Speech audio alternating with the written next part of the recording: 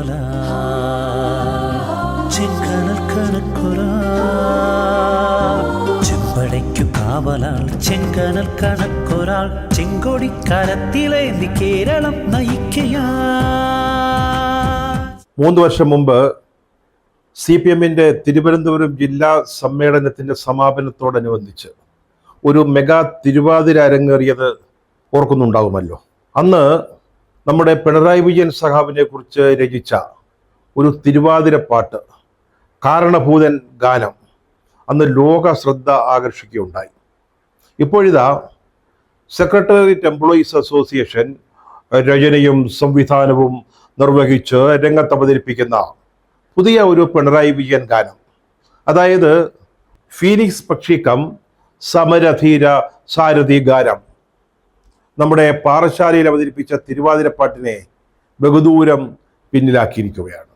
നാളെ നടക്കുന്ന അസോസിയേഷന്റെ ജൂബിലി മന്ദിര ഉദ്ഘാടനം, അതിനോടനുബന്ധിച്ച് പാടേണ്ട പാട്ടായത്. പക്ഷെ അതിനു മുമ്പ് തന്നെ, അത് ഔദ്യോഗികമായിട്ട് റിലീസ് ചെയ്യുന്നതിന് മുമ്പ് തന്നെ വലിയ തോതിൽ ജനശ്രദ്ധ ആകർഷിച്ച് ഈ ഗാനം മുന്നേറുകയാണ്. ഇന്ന് ഈ പാർട്ടി ലോകമെങ്ങും ശോഭിച്ചിടാൻ കാരണഭൂതൻ പിണറായി വിജയൻ സഖാവ് തന്നെ എന്നായിരുന്നു പാറശാലയിലെ തിരുവാതിരപ്പാട്ടിൻ്റെ ഒരു പൊരുൾ. സോവിയറ്റ് യൂണിയനിലും യൂറോപ്യൻ രാജ്യങ്ങളിലും കമ്മ്യൂണിസ്റ്റ് പാർട്ടി തകർന്ന് തരിപ്പണമാവുകയും ഇന്ത്യയിലാവട്ടെ കേരളത്തിലും റെയിൽവേ സ്റ്റേഷനിലും പിന്നെ ഈ വലിയ ഭാരം കയറ്റിപ്പോകുന്ന ലോറികളുടെ പിൻഭാഗത്തും മാത്രമായി ചെങ്കൊടി ഒതുങ്ങുകയും ചെയ്ത ഒരു കാലത്താണ് ഈ തിരുവാതിരപ്പാട്ട് അവതരിപ്പിച്ചതെങ്കിലും അതിൻ്റെ കാലസംബന്ധമായ പ്രസക്തി ഒന്നും നോക്കാതെ ലോകമെങ്ങും ഈ പാട്ട് വലിയ തോതിൽ ശ്രദ്ധയാകർഷിക്കുകയുണ്ടായി. ലോകത്തിൻ്റെ വിവിധ ഭാഗങ്ങളിലുള്ള കമ്മ്യൂണിസ്റ്റ് സാഹിത്യകാരന്മാർ ഈ ഗാനം അവരവരുടെ ഭാഷകളിലേക്ക് തർജ്ജമ ചെയ്യുന്നതിന് മത്സരിക്കാനുണ്ടായത്. അതേ തുടർന്ന് ലോകത്തിൻ്റെ വിവിധ ഭാഗങ്ങളിലുള്ള കമ്മ്യൂണിസ്റ്റ് സഖാക്കളും അതുപോലെ ട്രോളന്മാരും ഒരുപോലെ ഈ ഗാനം സ്വീകരിക്കുകയും നെഞ്ചേറ്റുകയും ചെയ്തു. അങ്ങനെ ഈ കാരണഭൂതൻ പാട്ട് സഹാര മരുഭൂമിയിലും അതുപോലെ തന്നെ ആഫ്രിക്കൻ വനാന്തരങ്ങളിലും അതിൻ്റെ ഈണവും ഈരടികളും ഉയർന്നു കേൾക്കുകയും ചെയ്തു. ഇപ്പോഴിതാ 3 കൊല്ലം മുമ്പ് നമ്മുടെ ആനാവൂർ നാഗപ്പൻ സഖാവ് സംവിധാനം ചെയ്ത ഈ തിരുവാതിര ഗാനത്തെ ബഹുഘാതം പിന്നാക്കം തള്ളിക്കൊണ്ടാണ് ഈ സെക്രട്ടേറിയറ്റ് അസോസിയേഷന്റെ വാഴ്ത്തുപാട്ട് മുമ്പിൽ നിൽക്കുന്നത്, അല്ലെങ്കിൽ മുമ്പിൽ വന്നിരിക്കുന്നത്. എങ്ങനെ വാഴ്ത്തുപാട്ടുകൾ എഴുതണം എന്നത് സംബന്ധിച്ച ഒരു ലോക മാതൃകയായിട്ട് തന്നെ നമ്മുടെ സെക്രട്ടേറിയറ്റ് അസോസിയേഷന്റെ ഈ ഗാനത്തെ നമുക്ക് കാണാൻ സാധിക്കും. ഓരോ വരിയിലും ഓരോ വാക്കിലും എങ്ങനെ ലവലേശം ഉളുപ്പോ ലജ്ജയോ കൂടാതെ പുകഴ്ത്തലും സ്തുതിയും നിറയ്ക്കാം എന്നത് സംബന്ധിച്ച് ഒരു പരീക്ഷണം തന്നെയാണ് നമ്മുടെ കവി ഇവിടെ നടത്തിയിരിക്കുന്നത്. അക്കാര്യത്തിൽ എഴുത്തുകാരൻ 100% വിജയിച്ചിരിക്കുന്നു എന്ന് പറയാനും സാധിക്കും. കേരളത്തിൻ്റെ കാവലാൾ, അതുപോലെ തന്നെ സമരപഥങ്ങളിലെ ധീര വീര നായകൻ, പടക്കളത്തിലെ പടനായകരിൽ പടനായകൻ എന്നിവയൊക്കെയാണ് ഈ പിണറായി ഗാനത്തിൻ്റെ ആകെ മൊത്തം ടോട്ടൽ ഒരു തീം എന്ന് നമുക്ക് പറയാൻ സാധിക്കും. ഇതിലിട്ടിരിക്കുന്ന ശീർഷകം തന്നെ കാവലാൾ എന്നാണ്. ചെമ്പടയ്ക്കു കാവലാൾ ചെങ്കനൽ കണക്കൊരാൾ, അങ്ങനെയാണ് ഈ വിപ്ലവഗാനം തുടങ്ങുന്നത്. പണ്ടൊക്കെ നമ്മൾ പുന്നപ്ര വയലാറിനെ കുറിച്ചൊക്കെയുള്ള ധാരാളം ഗാനങ്ങൾ കേട്ടിട്ടുണ്ട്. ഇപ്പോൾ അതൊക്കെ മാറി. ഇപ്പൊ വിപ്ലവത്തെക്കുറിച്ചല്ല, കമ്മ്യൂണിസ്റ്റ് ആശയങ്ങളെക്കുറിച്ചല്ല നമ്മൾ ഗാനങ്ങൾ ഇടുന്നത്, നേതാക്കളെക്കുറിച്ചാ, വ്യക്തികളെക്കുറിച്ചാ. തുടങ്ങുന്നത് ഇങ്ങനെയാണ്: ചെമ്പടയ്ക്കു കാവലാൾ ചെങ്കനൽ കണക്കൊരാൾ. ചെമ്പടയ്ക്കു കാവലാ ചെങ്കനൽ കണക്കൊരാൾ. അദ്ദേഹം ചെങ്കൊടി കരത്തിലേന്തി കേരളത്തിലെ നയിക്കുകയാണെന്നാണ് കവി വളരെ ആലങ്കാരികമായി പറയുന്നത്. ശക്തമായ മർദ്ദനങ്ങളേറ്റ ധീരസാരഥി എന്ന് അദ്ദേഹം ഒരു വരി കുറിക്കുന്നുണ്ട്. പക്ഷെ പെട്ടെന്ന് തോന്നി അത് പോരാ, അതുകൊണ്ട് അടുത്ത വരി അല്പം കൂടെ വികസിപ്പിച്ചു. സമരധീര സാരഥി എന്ന് അവിടെ വിശേഷിപ്പിക്കുകയാണ്. പടയുടെ മുമ്പിൽ പടനായകൻ, അതാണ് പടയ്ക്ക് മുമ്പിൽ നിൽക്കുന്ന സേനാധിപൻ, അതാണ് പിണറായി വിജയൻ. അടുത്ത വാചകം അല്ലെങ്കിൽ അടുത്ത വരി അദ്ദേഹം എങ്ങനെ മതതീവ്രവാദികളെ തച്ചുടച്ചു എന്നുള്ളതാണ്. മതതീവ്രവാദികളെ തച്ചുടച്ച് നീങ്ങവേ നമ്മുടെ പിണറായി വിജയൻ, അതായത് PDPയുടെയും ജമാഅത്തെ ഇസ്ലാമിയുടെ ഒക്കെ വോട്ട് നേടിയിട്ടുള്ള ആളാണ്. അടിയന്തരാവസ്ഥയ്ക്ക് ശേഷം ജനസംഘത്തിന്റെ കൂടെ വോട്ട് വാങ്ങി ജയിച്ചിട്ടുള്ള സമരധീര സേനാനിയാണ്. നമ്മുടെ കവിയുടെ ഭാഷയിൽ മത തീവ്രവാദികളെ തച്ചുടച്ചു നീങ്ങിയ വിപ്ലവ നേതാവായിട്ട് വരുന്നത്. അദ്ദേഹം ഇരുളടഞ്ഞ പാതയിൽ ജ്വലിക്കുന്ന സൂര്യനാണ്. ചെങ്കൊടി പ്രഭയില് ലോകത്തിന് മുഴുവൻ മാതൃകയായി നിൽക്കുന്ന ആളാണ്. നമ്മൾ പണ്ട് കാറൽ മാർക്സിനെ കുറിച്ച്, എംഗൽസിനെ കുറിച്ച്, പിന്നീട് ലെനിൻ, ചിലരൊക്കെ ഇപ്പോഴും സ്റ്റാലിനെ വാഴ്ത്തുന്നു, മറ്റു ചിലർ ചെയർമാൻ മാവോ, അങ്ങനെ നമ്മൾ ധാരാളം ലോക കമ്മ്യൂണിസ്റ്റ് നേതാക്കളെ പറ്റിയുള്ള ഗാനങ്ങൾ കേട്ടിട്ടുണ്ട്, അല്ലെങ്കിൽ വാഴ്ത്തുപാട്ടുകൾ വായിച്ചിട്ടുണ്ട്, കേട്ടിട്ടുണ്ട്. ഇപ്പോഴിതാ ചെങ്കൊടി പ്രഭയില് ലോകത്തിന് തന്നെ മാതൃകയായി നിൽക്കുന്ന ഏക കമ്മ്യൂണിസ്റ്റ് നേതാവായിട്ട് പിണറായി വിജയനെ വിവരിക്കുന്നു. അടുത്ത വാചകമാണ് എന്നെ ഏറ്റവും ഘടതാകർഷിച്ചത്. വിപ്ലവത്തിന്റെ പാതയിൽ കുടുംബബന്ധമൊക്കെയും തടസ്സമല്ലെന്നോർക്കണം. പിണറായി വിജയൻ നയിച്ച ഈ വിപ്ലവത്തിന്റെ പാതയിൽ കുടുംബബന്ധങ്ങളൊന്നും ഒരിക്കലും അദ്ദേഹത്തിന് തടസ്സമായിരുന്നില്ല. ഒരുപക്ഷെ ഈ വരി എഴുതുമ്പോൾ കവിയുടെ മനസ്സിലുണ്ടായിരുന്നത് ഈ അടുത്ത കാലത്തായിട്ട് പിണറായി വിജയനെ കുറിച്ച് പുറത്തു വന്ന ചില ആക്ഷേപങ്ങൾ, ആരോപണങ്ങൾ ഒക്കെയാണ്. അതായത് മകൾ വീണയുടെ എക്സാലോജിക് സൊല്യൂഷൻസ് എന്ന് പറയുന്ന ഒരു IT കമ്പനി, അതിന് നമ്മുടെ കരിമണൽ കർത്ത ഒരു സേവനവും നൽകാതെ കൊടുത്ത 1.72 കോടി രൂപ, അതുപോലെ തന്നെ സ്വന്തം മരുമകനെ ഒറ്റയടിക്ക് നിയമസഭാംഗവും മന്ത്രിയും പാർട്ടിയുടെ സെക്രട്ടേറിയറ്റ് അംഗവുമായി അവരോധിച്ച കഥ, ഇത് സംബന്ധിച്ച ചില ആക്ഷേപങ്ങൾ നമ്മുടെ സമരധീര നായകനെ കുറിച്ച്, ഫീനിക്സ് പക്ഷിയെ പറ്റി ജനങ്ങളുടെ മനസ്സിലുണ്ടായിരുന്നു. അത് ഒന്ന് ഒഴിവാക്കാൻ, അതൊന്ന് തീർത്തു കൊടുക്കാനായിരിക്കണം കവി ഇവിടെ ശ്രമിച്ചത് എന്ന് തോന്നുന്നു. എക്സാലോജിക്കിനെ പറ്റി പിണറായി വിജയൻ അറിഞ്ഞിട്ട് പോലുമില്ല, അങ്ങനെ ഒരു കമ്പനി ഉള്ളതായിട്ട് പോലും അറിയില്ല. നിയമസഭയിലൊക്കെ അങ്ങനെയാണ് അദ്ദേഹം പറഞ്ഞത്.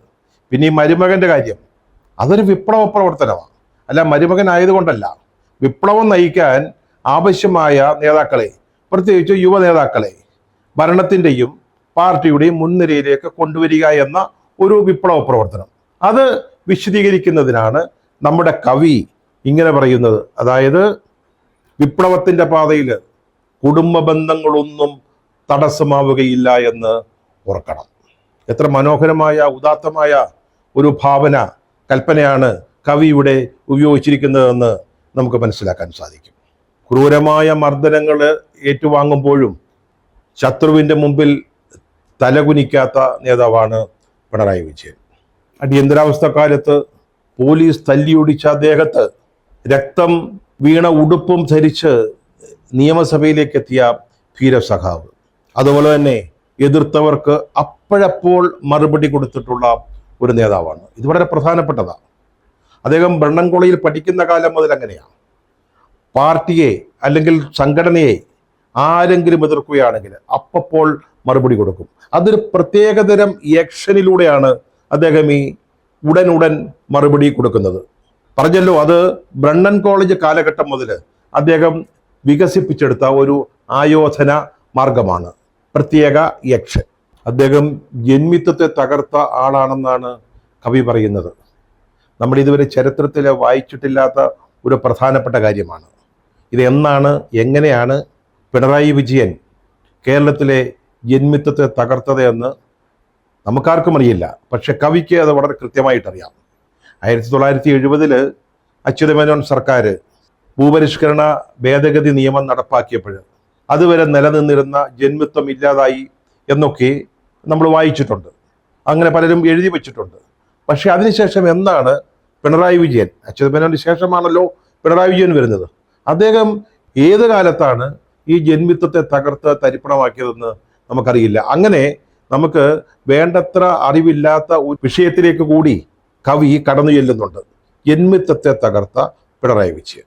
കൊറോണ, നിപ്പ മുതലായവയൊക്കെ അദ്ദേഹം തകർത്തെറിഞ്ഞു എന്ന് പറയുന്നുണ്ട്. ഒരുപക്ഷെ കവി ഉദ്ദേശിച്ചത് ഈ കൊറോണ പ്രതിരോധത്തിൻ്റെ പേരിൽ നമ്മുടെ അന്നത്തെ ആരോഗ്യമന്ത്രി ശൈലജ ടീച്ചർക്ക് മക്സാസെ അവാർഡ് കൊടുക്കാനായിട്ട് എൻ്റെ സംഘാടകർ തീരുമാനിച്ചല്ലോ. അപ്പം ആ ഒരു ശ്രമത്തെ, അല്ലെങ്കിൽ ശൈലജ ടീച്ചർക്ക് മക്സാസെ അവാർഡ് ലഭിക്കാനുള്ളൊരു സാധ്യതയെ തകർത്തെറിഞ്ഞതിനെ കുറിച്ചായിരിക്കണം കവി ഇവിടെ വിവക്ഷിക്കുന്നതെന്ന് തോന്നാം. ഒരുപക്ഷെ അതായിരിക്കാം കവി ഉദ്ദേശിക്കുന്നത്. കാലവർഷക്കെടുതിയും ഉരുൾപൊട്ടലൊക്കവേ ദുരിതപൂർണ ജീവിതം ഇരുളിലായ കാലവും കൈവിളക്കുമായി ജ്വലിച്ചു കാവലായി നിന്നയാളാണ് നമ്മുടെ പിണറായി വിജയൻ.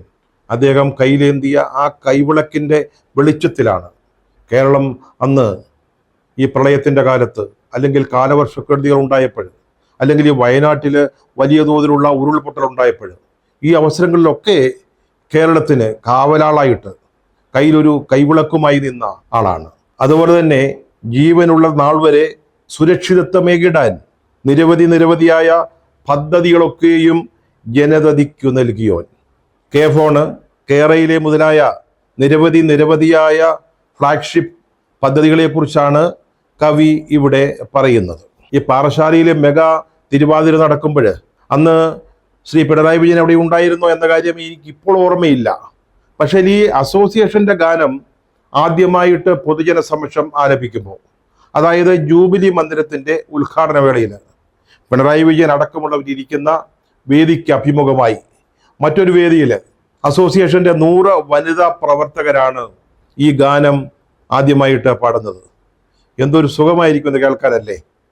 വേദിയിലിരിക്കുമ്പോൾ തന്നെ ഈ വാഴ്ത്തുപാട്ട് കേരളത്തിന്റെ കാവലാളായി, പടക്കളത്തിലെ പടനായകനായി, അല്ലെങ്കിൽ സമരധീര സേനാനിയായി നമ്മുടെ പിണറായി വിജയനെ വാഴ്ത്തിക്കൊണ്ടുള്ള പാട്ട് വേദിയിൽ ഇരുന്നു കൊണ്ട് തന്നെ നേരിട്ട് കേൾക്കുക എന്ന് പറഞ്ഞാൽ എന്തൊരു സുഖമുള്ള കാര്യമായിരിക്കും അല്ലേ.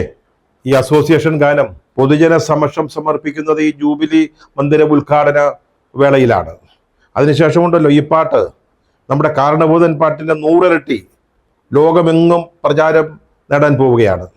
ലോകത്തുള്ള എല്ലാ ഭാഷകളിലേക്കും അത് തർജ്ജമ ചെയ്യപ്പെടും.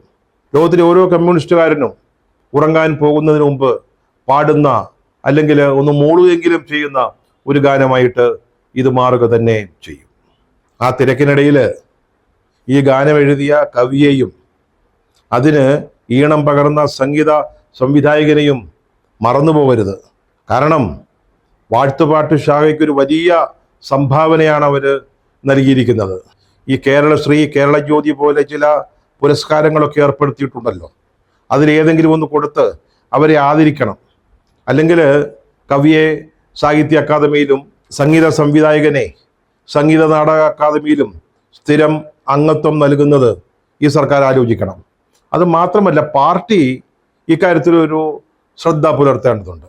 അതായത് നമ്മൾ ഇരട്ടച്ചങ്കൻ, ക്യാപ്റ്റൻ, കപ്പിത്താൻ എന്നൊക്കെയുള്ള വാഴ്ത്ത് പ്രയോഗങ്ങൾ, വാക്കുകളൊക്കെ നമ്മൾ കേട്ടിരുന്നു. അത് നമ്മൾ കുറേ കാലം ട്രോളന്മാരൊക്കെ ഉപയോഗിച്ചു. അതിനുശേഷമാണ് ഈ കാരണഭൂതൻ ഗാനം പുറത്തു വരുന്നത്. അതുമായി കുറേ നാൾ ഈ ട്രോളന്മാർ നടന്നു. പക്ഷെ വലിയ ഗ്യാപ്പാണ് കേട്ടോ. എത്ര കാലമാണ് ഈ കാരണഭൂതൻ, ഇരട്ടച്ചങ്കൻ അല്ലെങ്കിൽ ക്യാപ്റ്റൻ എന്നൊക്കെ പറഞ്ഞുകൊണ്ടിരിക്കുക. അതുകൊണ്ട് ഒരു നിശ്ചിത കാലത്തിനുള്ളിൽ പുതിയ വാഴ്ത്തുപാട്ടുകൾ ഇറക്കുന്നതിന്, അല്ലെങ്കിൽ എഴുതി സംവിധാനം ചെയ്ത് ജനങ്ങളുടെ മുമ്പിൽ അവതരിപ്പിക്കുന്നതിനുള്ള ഒരു സ്ഥിരം സംവിധാനം പാർട്ടി ഉണ്ടാക്കണം. എനിക്ക് തോന്നുന്നു ഈ പുകാസയെ മറ്റോ ഏൽപ്പിച്ചാൽ അവരത് ഭംഗിയായിട്ട് ചെയ്യും എന്നാണ് എൻ്റെ വിശ്വാസം. ആ കാര്യത്തിൽ പാർട്ടി ഒരു അലംഭാവം കാട്ടരുത്. കാരണം ഈ ഗ്യാപ്പ് അത്ര ശരിയല്ല.